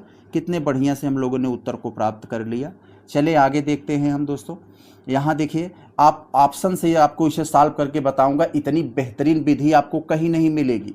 यहाँ देखिए, यदि मस ए और 8 का मस 4 है और ए और 8 का लस 24 है, तो ए का मान कितना होगा। तो मेरे भाई आप सब कुछ भूल जाइए, पहले आप मस निकालना जानते हो ना। मस क्या होता है, कॉमन फैक्टर होता है। जैसे आपको यहाँ पर हम लोग 5 दे दें और यहाँ पर 15 दे दें, 5 और 15 का मस कितना हो जाएगा, तो ये तो 5 है, ये है 15 का 3 गुणे 5 होता है, यानी दोनों में जो कॉमन फैक्टर होता है वही आपका मस होता है, यानी दोनों में कॉमन फैक्टर 5 है, तो इसका मस 5 और 15 का मस 5 हो जाएगा। उसी तरह से आप मान लीजिए ए और 8 का मस 4 दे दिए हैं, तो ऐसा क्या होना चाहिए ए की जगह पर, तो दोनों का कॉमन 4 आ जाए। अगर हम 14 को लें तो ये 4 से कटबे नहीं करेगा मेरे भाई, यानी ये 4 से कटबे नहीं करेगा, तो ये तो पक्का नहीं होगा। 10 अगर हम लोग लेंगे तो ए भी दोस्तों 4 से नहीं कटेगा, ए भी तो नहीं आएगा, आप पहले हटा दोगे। 8 कट जाएगा 4 से, यहाँ पर हम अगर 8 रखते हैं तो दोनों 8 हो जाएंगे, दोनों 8 हो जाएंगे, 8 तो इनका तो मस 8 आ जाएगा, लेकिन 4 दिया है तो यानी 8 भी नहीं होगा। 12 को अगर हम लोग चेक करें, 8 यहाँ एक तरफ आपका मान लीजिए 12 हो जाएगा, यहाँ पर हम लोग 12 रखें, तो 12 और 8 का अगर मस देखें तो यहाँ पर क्या हो जाएगा, 4 तिहाई 12, और इधर क्या हो जाएगा 4 दूनी 8, दोनों में 4 4 कॉमन हो गया। यस, अब हमें पता चल गया कि हमारा यहाँ पर क्या 3 तो वैसे एलिमिनेट हो गए, यानी 12 होगा, एक ही जगह पर 12 होगा। अब हम लोग इसमें भी रख कर देख लें कि क्या ये वाला हमारा ये भी सही है। तो हम 12 और 8 का अगर हम लोग 12 और 8 का अगर हम लोग एलसीएम निकालते हैं तो आप देखोगे तो आपका कितना आ जाएगा, आपका 24 आता है। तो बिल्कुल आ जाएगा मेरे भाई, आप निकाल कर देख लो। तो आपका 24, ये 12 और 8 का एलसीएम 24 आ जाए, क्योंकि दोनों में 24 आता है। तो ऐसे ही आपको करना है। जो चीज़ें आपको जटिल लगे तो ऑप्शन से आपको सॉल्व कर लेना है। एक सरल रेखा पर स्थित बिंदुओं की संख्या कितनी होती है। तो एक सरल रेखा है, एक सरल रेखा अनंत बिंदुओं से मिलकर बना होता है। ऐसे पॉइंट आप देखोगे ना, तो एक रेखा में अनंत पॉइंट होते हैं, असंख्य बिंदु होते हैं। यहाँ पर देखिए आपसे एक सिंपल सा प्रश्न दिया है, कह रहे हैं इसका आपको मान बताना है। तो ऐसे सवालों को कैसे सॉल्व करेंगे मेरे भाई। तो इसका मतलब इसमें स्क्वायर आ गया है, इसमें नहीं है तो आप क्या करो, इसी का स्क्वायर कर दो। इसी का स्क्वायर करोगे तो A square B square plus A B, ये वाला फार्मूला लग जाएगा ना। दोनों पक्षों का स्क्वायर करोगे तो एक्स का स्क्वायर प्लस यहाँ ये वाले हो जाएगा 1/x का स्क्वायर, यानी 1/x स्क्वायर और प्लस 2ab। तो 2ab करोगे तो एक्स कट जाता है, यहाँ पर केवल 5 बचेगा आपका, यहाँ पर केवल 5 बचता है। सॉरी, यहाँ कहाँ 5 बचेगा, 2ab आता है तो 2 केवल बचेगा, क्योंकि x और x कट जाएंगे यहाँ पर। तो ये आ जाएगा और बराबर इसके 25 आ जाएगा, 5 का भी तो 25 हो जाएगा ना, ये हो जाएगा। अब आप देखो ये चीज़ आपको यहाँ मिल गई, यही चीज़ आपसे पूछा जा रहा है। तो इसी को प्राप्त करने के लिए 2 को उधर भेज दो तो वही आपका हो जाए। 2 को उधर भेजोगे 25 में से 2 जाएगा 23, यानी x प्लस 1/x² का मान 23 हो जाएगा। 23 यहाँ पर बैठा है। बहुत अच्छा। तो प्रश्न संख्या हम लोग 16 वाले को देखते हैं दोस्तों। आपको ये रीजनिंग में जो कैलेंडर होता है उस कैलेंडर से संबंधित एक बहुत गजब का सवाल दिया है। आप अगर देखेंगे तो बड़े ही आसानी से एक छोटा सा कंसेप्ट छुपा हुआ है, उसी से सॉल्व हो जाएगा। कह रहे हैं महीने का तीसरा शुक्रवार 16वीं तारीख को पड़ता है, तो उसी महीने का चौथा मंगलवार किस तारीख को पड़ेगा। तो मेरे भाई सबसे पहले आपको क्या करना है, तीसरा कह रहे हैं ना, जो आपका ये थर्ड फ्राइडे कब कह रहे हैं, 16वीं तारीख को पड़ता है। तो आपका थर्ड जो है ट्यूसडे यानी मंगलवार कब पड़ेगा। तो तीसरा मंगलवार आपका कब पड़ेगा। तो मेरे भाई शुक्रवार के में कितने दिन जोड़ने पर मंगलवार प्राप्त होगा, ये आप जानते होंगे ना। कितने दिन शुक्रवार में आप जोड़ेंगे, शनिवार, संडे, फिर मंडे, ट्यूसडे, यानी 4 जोड़ने पर आप इसमें 4 जोड़ दोगे तो आपका चौथा मंगलवार पता चल जाएगा। तो यहाँ पर 4 जोड़ दोगे तो 20 आ जाएगा, यानी 20 तारीख को आपका तीसरा मंगलवार है। तो 20 तारीख को तीसरा मंगलवार, और वही दिन प्राप्त करने के लिए हमें 7 जोड़ना पड़ता है, यानी अगला मंगलवार कब आएगा, इसमें आप 7 जोड़ दो तो 27 तारीख को। तो 27 तारीख को आपका अगला मंगलवार प्राप्त होगा। समझ गए आप, कोई दिक्कत नहीं मेरे भाई। चले हम लोग अब अगला प्रश्न अपना देखते हैं, अगले वाले में हमारा क्या पूछा जा रहा है। जरा देखें, किसी बंटन का बहुलक ज्ञात किया जा सकता है। तो किसी बंटन मतलब जो वहाँ पर बंटवारा, ऐसे आप देखते हो ना, जो आपको दिया रहता है यहाँ पर ऐसे, फिर इधर कुछ डाटा दिया रहता है। तो यहाँ पर आपको यहाँ पर वक्र के द्वारा तो नहीं ज्ञात किया जा सकता, ऐसे वक्र के द्वारा थोड़ी ना आपको बंटन दिया जाता है बहुलक में। तो यहाँ पर आपको आयत चित्र के द्वारा ज्ञात किया जा सकता है। यस, यहाँ पर यही है ऑप्शन नंबर सी में। तो आयत आप लोग देखते हो ना, जैसे आपको डीआई अगर सॉल्व करते हो, ये चीज़ इतना है, ये इतना है, ये इतना है, ये इतना है, तो एक आयत ही होते हैं। तो आयत चित्र के माध्यम से ये ज्ञात किया जा सकता है, आवृत्ति से भी नहीं ज्ञात किया सकता। आप देखो यहाँ 18 वाले में आपसे पूछा जा रहा है 8 से भाज्य यानी 8 से कटने वाली संख्याएं क्या है। तो मेरे भाई 4 से कटने वाली संख्या क्या होती है, कोई आपको जैसे बहुत बड़ी संख्या दे दी गई हो तो उस के 4 से कटेगी कि नहीं, हम लोग लास्ट के 2 अंक लेते हैं। लास्ट का 2 अंक 4 से कट जा रहा है तो इसका मतलब पूरा कट जाएगा। लेकिन जब 8 हो जाता है तो लास्ट का 3 अंक देखते हैं। लास्ट 3 अंक यदि 4 से कट रहा है, इसका लास्ट का 3 अंक यदि 8 से कट रहा है तो इसका मतलब वो पूरी संख्या 8 से कट जाएगी। तो देखिए कौन सा कट रहा है, तो क्या ये लास्ट का 3 अंक 8 से कट रहा है। यस, 8 तिरिक 24, यस ये तो पक्का है, कट जाएगी 8 से। अब ये जरा देखें हम लास्ट ये 3 अंक, तो अगर हम लोग देखें तो 8 दूनी 16, 6 बचेगा, 60 हो जाएगा। तो 8 60 से नहीं कटेगा जी, ये तो नहीं कटेगा। ये वाला लास्ट 3 अंक देखें तो 8 के 8, 4 बचेगा यहाँ, और 4 में ये क्या हो जाएगा 48 हो जाएगा इधर ना। तो 8 छंग 48, यस, ये 8 से कट जाएगा, ये 8 से कटेगा तो 8 का 8, 4 बचा 44 हो जाएगा, जी नहीं कटेगा। तो इसका मतलब 1 और 3 ऑप्शन नंबर डी हो जाएगा, यही 8 से कटेंगे। आगे जरा हम लोग देखें दोस्तों, एक वृत्त और उसके अंदर बनने वाले अधिकतम बड़े वर्ग का क्षेत्रफल अनुपात क्या होता है। कोई एक वृत्त है, उसके अंदर बने बड़े वर्ग का क्षेत्रफल का अनुपात क्या होगा। तो बड़े वर्ग का उसका मान लीजिए ये आपका जो केंद्र से जो होती है दोस्तों जाती है, तो उसमें हम लोग दोस्तों क्या कहते हैं, जैसे व्यास मान लें, तो उसका जो व्यास होता है, व्यास वही डिसाइड करेगा कि अधिकतम क्षेत्रफल वाला कितना बनेगा। तो ये वृत्त की त्रिज्या के समानुपाती होगा। तो यस ये तो होता है, यस ये तो होता है पक्का। वृत्त पर निर्भर नहीं करेगा, तो मेरे भाई क्यों नहीं करेगा, वृत्त पर तो निर्भर तो करेगा।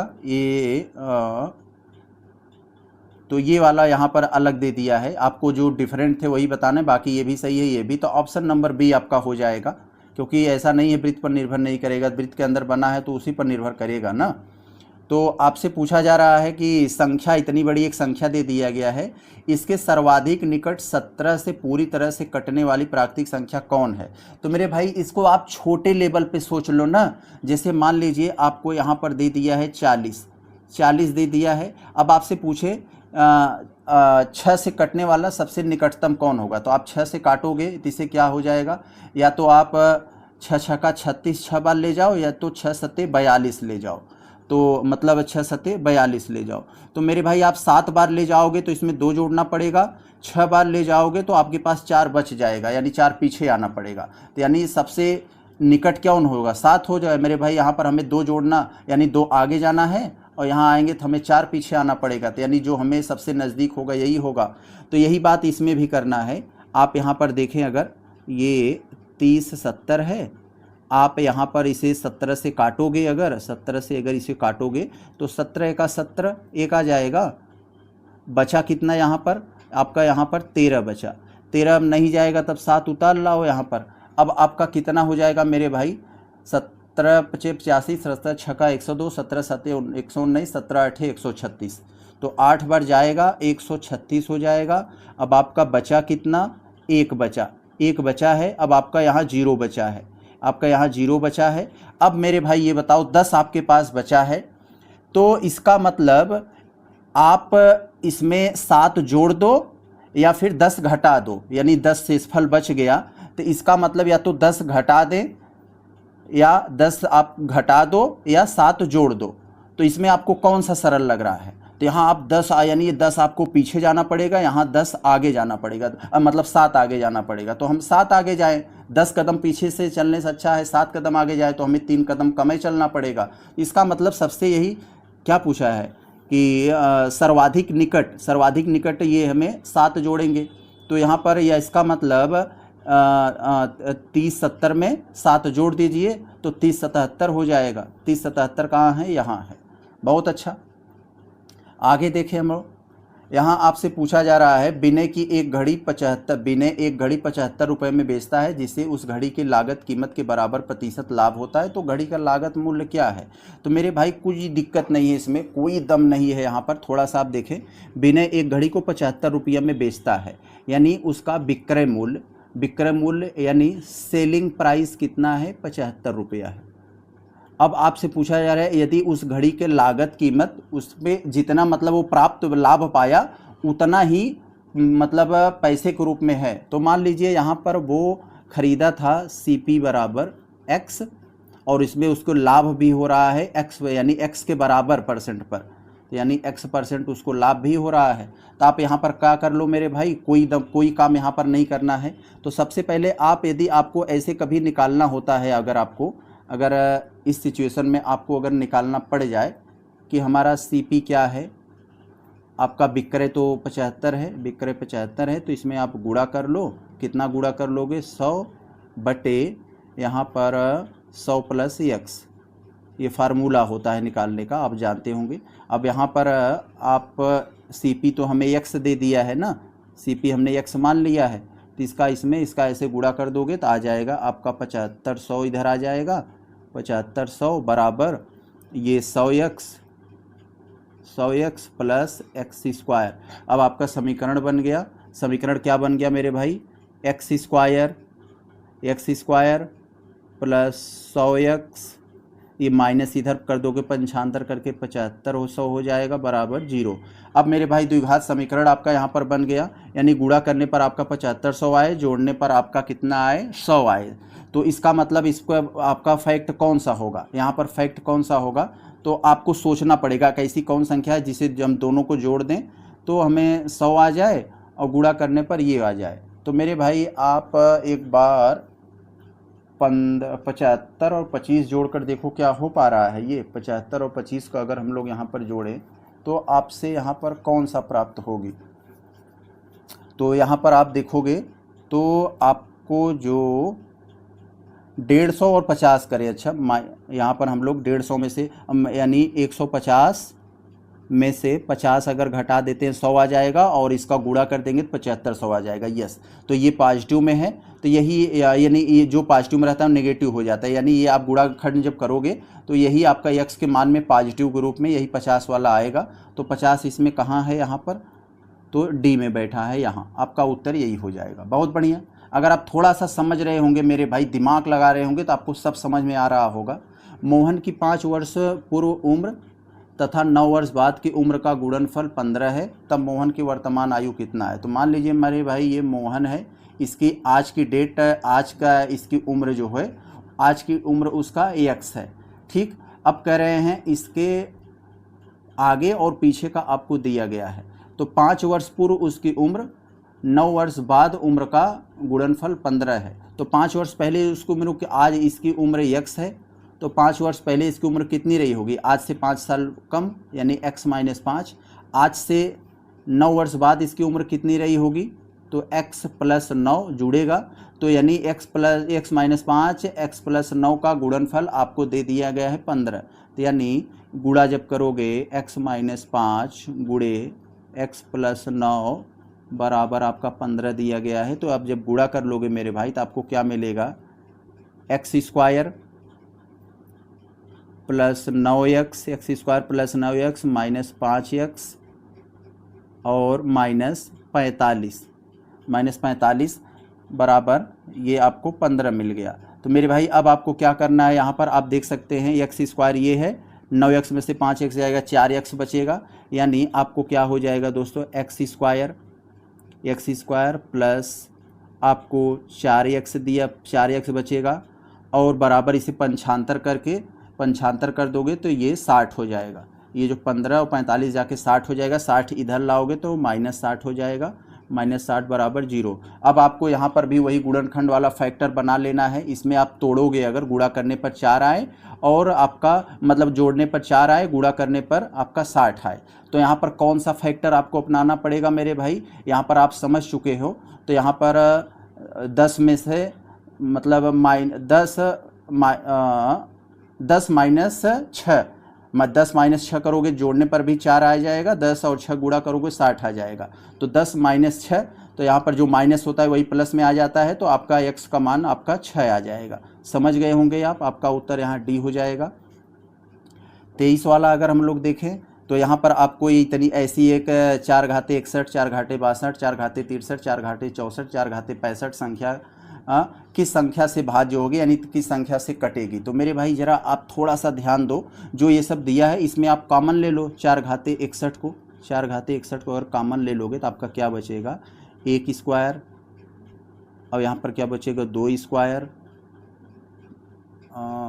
थोड़ा सा हम गलती कर रहे हैं दोस्तों, 1 स्क्वायर नहीं, यहाँ पर 2 स्क्वायर नहीं, यहाँ ये 4 स्क्वायर बचेगा, यानी आपका 1 घाते 1 तो पहला तो इसमें 1 बच जाएगा, फिर इसमें 4 घाते 1 प्लस 4 घाते 2 प्लस 4 घाते 3 प्लस 4 घाते 4। अब इसी को आप जोड़ लोगे, अगर 4 घाते 61 तो इधर हो गया, गुणे यहाँ पर 1 4, यहाँ पर कितना हो जाएगा, 1 और 4 5 हो जाएगा, यहाँ 16 21 हो जाएगा, और यहाँ 64, और यहाँ पर ये अगर जोड़ लोगे हम, अगर इसको भी जोड़ ले यहाँ पर, तो ये 256 यानी 341 हो जाएगा। 341 को अगर हम लोग देखें ये किससे कटेगा, 341 का फैक्टर क्या होगा, ये तो यहाँ पर रहेगा आपका हमेशा। 341 का अगर आएगा, 341 में हम लोग जैसे यहाँ पर अलग करके आपको दिखा दे रहे हैं, 4 घाते 61 गुणे, यहाँ पर अगर इसका हम लोग फैक्टर देखें तो ये कहाँ, इसका फैक्टर क्या हो जाएगा, 11 गुणे 31। तो 31 या 11 से कटेगी ये, तो 31 तो है नहीं, 11 है, यस, ऑप्शन नंबर बी। बहुत अच्छा। प्रश्न संख्या 24 वाले को अगर हम लोग देखें तो आपसे समय पूछा जा रहा है, आखिर कितने समय में इतना % वार्षिक ब्याज की दर से साधारण ब्याज मूलधन का इतना हो जाएगा। मेरे भाई देखने में तो आपको थोड़ा सा ऐसा लग रहा होगा, जब भी गुन्नी गुन्ना वाला प्रश्न आता है तो उसको हम लोग ट्रिक्स ऐसे भी सॉल्व कर सकते हो, साधारण वाला ब्याज का फार्मूला लगाकर, लेकिन उससे थोड़ा सा आप बच जाओगे। तो ऐसे ही आप कर लो, बड़ा अच्छे से सॉल्व हो जाएगा साथियों। कोई दम इसमें आपको मेहनत नहीं लगाना होगा, ऐसे ही हम सॉल्व करने कितने समय में। तो एसआई का फार्मूला हम लोग जानते हैं, सिंपल इंटरेस्ट बराबर PRT/100, ये फार्मूला हम लोग जानते हैं ना। तो आप करें कितने समय में इतना % वार्षिक ब्याज की दर से, यानी आपको यहाँ पर रेट दिया गया है, साधारण ब्याज मूलधन का इतना हो जाएगा। तो साधारण ब्याज जो है मूलधन का इतना हो जाएगा, ये आपको बताना है मेरे भाई। तो थोड़ा सा आपको गौर करना पड़ेगा। तो मान लीजिए आपका मूलधन P बराबर आपका x है, इतना आपको दिमाग में रखना पड़ेगा। तो आपका SI कह रहे हैं x का 5/6 हो जाएगा। तो यहाँ पर यानी 5x/6 इक्वल टू आपका PRT। P आपको यहाँ पर x दिया ही है, P आपको x दिया है। R यहाँ पर कितना हो जाएगा इनका, 16 दूना 32, 16 3 48, 50/3। तो 50/3 इनका ये हो जाएगा, ये 50 है। और गुड़ा आपका यहाँ समय आपसे पूछा जा रहा है, और बटे में 100 आ जाता है, तो 100 इसी में गुड़ा हो जाएगा 300 में।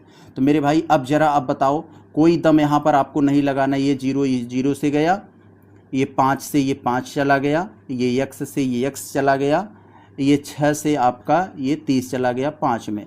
अब मेरे भाई बताओ आपका क्या बचा है, यहाँ पर आपका कुछ नहीं बचा, t बचा है, यहाँ t है, और इधर आपका 1 बचा है। तो उधर आप भेजोगे, ऊपर तो आपका कुछ नहीं बचा है, नीचे 5 बचा है। तो यहाँ पर t बराबर आपका यहाँ पर 5 आ जाएगा। पहले तो आपका यहाँ थोड़ा गौर करिएगा मेरे भाई, इतने आसानी से नहीं हो पाएगा। तो t बराबर आपका 5 आ जाएगा। तो यही 5 वर्ष हो गया, आपका समय मिल गया मेरे भाई। जो कहा वही हमने कर दिया, बाकी कुछ नहीं किया है, यही आपका फार्मूला ही लगा है, और x मानना है आपको P बराबर। तो हो जाएगा आपका ऑप्शन नंबर आपका ये C आ जाएगा, 5 वर्ष।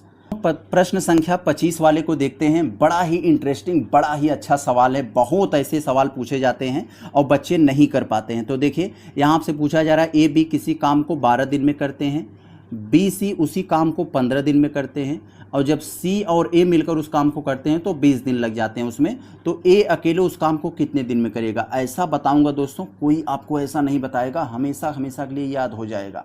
तो दोस्तों A B 12 दिन, B C 15 दिन, C A 20 दिन, इसी का आप एलसीएम ले लो, यानी 12 15 20 का एलसीएम ले लोगे तो 60 आ जाएगा।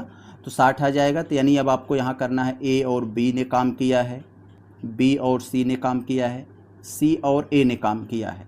तो A B ने दोस्तों, A B ने 12 दिन में काम किया, तो उनका एक दिन का काम क्या हो जाएगा, यानी A B का 12 एक दिन में क्या क्या होगा, तो 12 का इसी में भाग दे दो, तो 12 पंचे 60। B C ने कितने दिन में काम किया है, 15 दिन में काम किया है, तो 15 का जब इसमें भाग दे दोगे तो 15 चौका 60 आ जाएगा। C A ने दोस्तों 20 दिन में काम किया है, तो 20 दिन में काम किया है, तो 20 तिहाई 60, ये 3 आ जाएगा। मेरे भाई अब आपको यहाँ पर थोड़ा सा ध्यान देना होगा। तो यानी A B C सब 2-2 बार आ चुके हैं, इन सब में सब 2-2 बार हो चुके हैं, A B C सब 2-2 बार। तो आपको यहाँ सोचना पड़ेगा, इनका एक बार निकालने, यानी आधा करना पड़ेगा इनका। A B और C का मान कितना हो जाएगा, यहाँ पर जो 5 4 9 3 12 आया है, तो ये आधा हो जाएगा। 12 तो सब 2-2 बार आए हैं ना, तो सबका आधा कर दोगे, यानी एक एक बार सबके करोगे तो 6 आ जाएगा। यानी A B C का मान यहाँ 6 हमारा आ गया। अब देखिए कुछ नहीं करना है, हमारा सॉल्व हो गया है, उत्तर अब आपके सामने है। A B C, यहाँ पर A B C का एक दिन का काम 6 है, और आपसे पूछा जा रहा है क्या, कि A का मान हमें बताना है। तो आप मेरे भाई A B C में से B C निकाल दोगे अगर, तो वही A ही का बचेगा ना। तो ए बी सी है तो उसमें बी सी निकाल दोगे तो ए ही बचेगा। तो क्या हो जाएगा हमारा 6 माइनस यहाँ पर जो हमारा क्या आया है 6 माइनस यहाँ पर 6 में से हमें कितना घटाना है, यहाँ 4 घटा देंगे तो यहाँ 4 घटा देंगे तो हमारा 2 आ जाएगा। तो यहाँ पर एक दिन का 2 आ गया, यहाँ पर 2 जो आया है। अब हमें यहाँ थोड़ा सा गौर करना पड़ेगा। ए पूरा काम कितना करेगा, ये तो एक दिन का आया है ना, पूरा काम कितना करेगा, पूरा काम करना है दोस्तों यहाँ पर 60 है तो 60 और एक दिन का 2 है तो आपका यहाँ 30 आ जाएगा। बहुत अच्छा, एक दिन का काम जो है मतलब ए उस काम को 30 दिन में अकेले पूरा कर सकता है। 30 यहाँ बी में बैठा, बहुत बढ़िया। आगे अगर हम लोग यहाँ देखें, ये बड़ा अच्छा सवाल होते हैं, तुरंत ही सॉल्व हो जाते हैं, कोई दम नहीं है इसमें मेरे भाई। तो जो रूट के अंदर रूट होता है सबसे पहले हम उसको सॉल्व करते हैं जिसके अंदर ज़्यादा रूट होता है, यानी जो सबसे अंदर होता है। तो सबसे अंदर यही है बेचारा, 3 रूट के अंदर ये है। तो 144 का अगर हम लोग वर्गमूल निकालें तो 144 का वर्गमूल 12 होता है तो यहाँ 12 आ जाएगा। 12 में जब फिर 52 जुड़ेगा तो कितना हो जाएगा, 52 में 12 जुड़ गया तो 64 आ जाएगा। तो 64 हम लोग जानते हैं 8 का होता है, 8 का वर्गमूल, तो यहाँ 8 आ जाएगा। फिर 248 में 8 जुड़ जाएगा तो कितना हो जाएगा 256। तो 256 का अगर हम लोग रूट ले लें, 256 का अगर हम लोग यहाँ रूट ले लेते हैं तो कितना आ जाएगा, 256 का रूट लेंगे तो मेरे भाई वो तो 16 का आएगा ना। ऑप्शन नंबर सी हो जाएगा आपका 26 का सी। बहुत अच्छा, आगे देखें हम लोग, यहाँ देखें, यहाँ पर आपको जो ये दिया है और ये दिया है और 200 दिया है, इसका मान बताना है। तो मेरे भाई ऐसे सवाल को सॉल्व करने के लिए हमें क्या करना पड़ता है, देखते हैं। ए स्क्वायर माइनस बी स्क्वायर का फार्मूला आप जानते हैं ना। देखिए एक कोष्टक में ए प्लस बी, अगले कोष्टक में ए माइनस बी। जैसे होता है दोस्तों ए स्क्वायर माइनस बी स्क्वायर बराबर क्या होता है हम लोगों ने पढ़ा है, एक कोष्टक में ए प्लस बी होता है, अगले कोष्टक में ए माइनस बी होता है। तो वही काम यहाँ पर ही करना है। तो यानी ये कितना हो, वही ये ओपन फार्म में दिया है, आपको क्लोज फार्म में लाना है। तो ये ए स्क्वायर माइनस बी स्क्वायर हो जाएगा। तो इसका मतलब ये √7 का स्क्वायर माइनस ये √6 का स्क्वायर प्लस 200, ये तो आपके सरप्लस में है। अब आप क्या कर दो, -7 का स्क्वायर करोगे 7 आ जाएगा, मतलब ये 7 का रूट है 7, ये 6 का है तो इसको खोलोगे 6 आ जाएगा, प्लस 20 आ जाएगा। तो यानी 7 में से 6 गए 1 और 20 से 21 आ जाएगा। आपका 21 कहाँ है, 200 है ना ये, सॉरी, तो 201 आ जाएगा। Option number A. बहुत बढ़िया। यहाँ पर देखिए आपसे पूछा जा रहा है कि इतने में हम क्या जोड़ दें कि हमारा इतना प्राप्त हो जाए। तो आपको जब ऐसी जटिल दे दिया, जटिल तरीके से पूछे, तो आप सरल तरीके से सोच लो कि हम 5 में क्या जोड़ दें कि हमारा 11 बन जाए। 5 में हम क्या जोड़ दें कि 11 बन जाए। तो स्वाभाविक सी बात है कि 11 में से 5 घटा दो, पता चल जाएगा। 11 माइनस 5 कर देंगे तो पता चल जाएगा कि इसमें 6 जोड़ने पर 11 प्राप्त होगा। तो वैसे ही आपको ये घटा दीजिए, इतने में हम क्या जोड़ दें कि ये बन जाए।